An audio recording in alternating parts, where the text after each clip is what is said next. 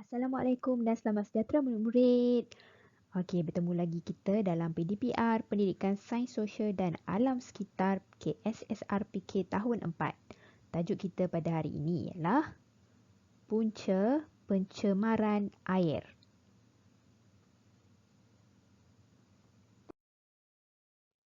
Baiklah murid-murid, sebelum kita belajar berkenaan dengan pencemaran air dan punca pencemaran air ni, kita ulang kaji sedikit berkenaan dengan tajuk yang sebelum ini kita pelajari.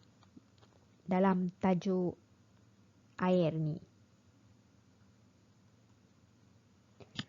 Okey, kita lihat kepentingan air yang kita pelajari sebelum ini iaitu air ni sangat penting sebagai sumber minuman kepada manusia dan haiwan. Yang kedua, sumber air kepada tumbuhan. Yang ketiga, habitat hidupan air. Dan yang keempat, kegunaan aktiviti harian. Okey, jadi air ni sangatlah penting kepada kita semua. Seterusnya, kita lihat balik sumber air semula jadi yang kita pelajari sebelum ini iaitu sungai, laut, hujan, perigi dan tasik.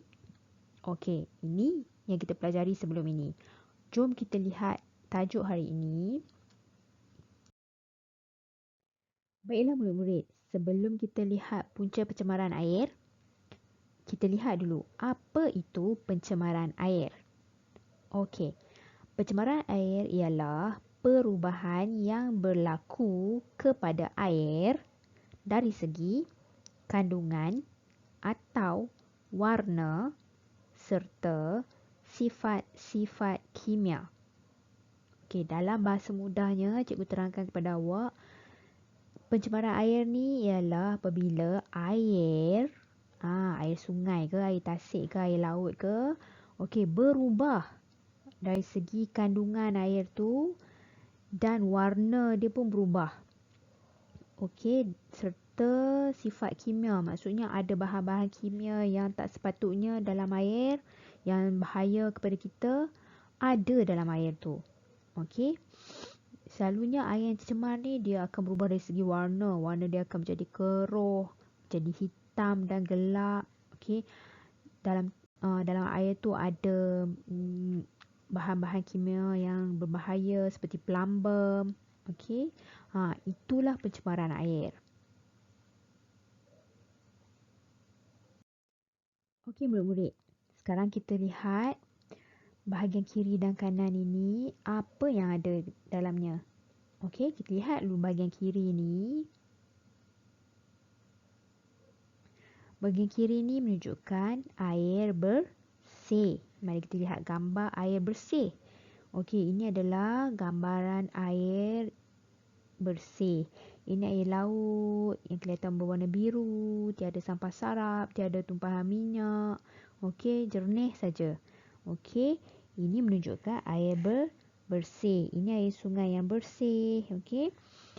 Dan seterusnya kita lihat pula air tercemar. Air tercemar ni maksudnya air yang mengalami pencemaran. Okey, maksudnya ada benda-benda yang tak sepatutnya dalam air tu. Jom kita lihat gambar. Ini dia. Air ni ada sampah sarap. Okey, air tu nampak gelap, warna hitam. Sama juga dengan barajah ni, macam ada satu lapisan minyak dekat atas ni. Mungkin bahan toksik, lapisan toksik dekat atas ni. Ada botol. Okey, jadi ni menunjukkan air yang tercemar, kotor. Okey, tak selamat untuk buat diproses buat air minuman, berbahaya. Okey, susah untuk diproses untuk menjadi air bersih. Okey, ini adalah air yang tercemar, yang mengalami pencemaran air. Ini gambar yang menunjukkan air bersih. Murid-murid dapat lihat perbezaannya kan? Okey, seterusnya. Okey, murid-murid, kita lihat punca pencemaran air. Okey, punca yang pertama yang selalu terjadi ialah disebabkan pembuangan sampah sarap. Okey, murid-murid lihat. Ini adalah sebatang sungai yang dipenuhi dengan sampah sarap. Sampah sarap ni mungkin orang ramai lah, orang yang tak bertanggungjawab pergi buang sampah dalam sungai. Jadi dah tercemar, penuh dengan sampah. Okey, bila dah buang sampah dalam sungai, air pun akan menjadi tercemar, akan jadi busuk. Mungkin daripada kandungan kimia dia pun terjejas. Okey, jadi bahaya. Okey, pembuangan sampah sarap dalam sungai ni. Okey, seterusnya. Okey, murid-murid boleh lihat warna hitam-hitam ni ialah minyak, kesan minyak, tumpahan minyak ke dalam laut ataupun ke dalam sungai, maksudnya ke dalam air lah. Tumpahan minyak ke dalam air boleh menyebabkan gangguan ataupun boleh menyebabkan hidupan air boleh terganggu ataupun boleh mati disebabkan tumpahan minyak. Seterusnya, pembuangan sisa toksik. Pembuangan sisa toksik ni ialah selalunya daripada pihak-pihak kilang. Kilang-kilang mereka gunakan bahan-bahan kimia yang berbahaya, tapi mereka tidak lupuskan dengan betul. Mereka buang dalam sungai, jadi tercemarlah air sungai dengan sisa toksik. Okey, ini adalah 3 punca utama punca pencemaran air. Okey, seterusnya. Okey, ini ialah penambahan daripada cikgu. Punca pencemaran air. Sebenarnya ada banyak lagi, cuma cikgu tambah 2 je. Okey. Tambahan yang okey, seterusnya penggunaan bahan kimia dalam pertanian. Okey, awak boleh lihat ni orang ni tengah sembur macam racun racun untuk perosak, haiwan perosak serangga perosak. Maksudnya dia nak jaga tanaman dia daripada dirosakkan oleh ulat ataupun serangga-serangga lain, mereka sembur racun. Jadi penggunaan bahan kimia ni yang berlebihan boleh menyebabkan air tercemar. Apabila hujan, racun-racun ni akan meresap ke dalam tanah dan meresap terus ke dalam sungai. Jadi air sungai itu pun tercemar dengan racun ataupun bahan kimia ini. Okey, dan boleh berbahayalah kepada manusia ataupun haiwan lain. Okey. Aktiviti penternakan haiwan juga boleh menjadi punca pencemaran air. Okey, dalam gambar ni penternakan lembu. Banyak lagi haiwan lain. Kambing, ayam dan khinzir. Okey. Jadi mungkin najis-najis haiwan tu dilepaskan ke dalam sungai.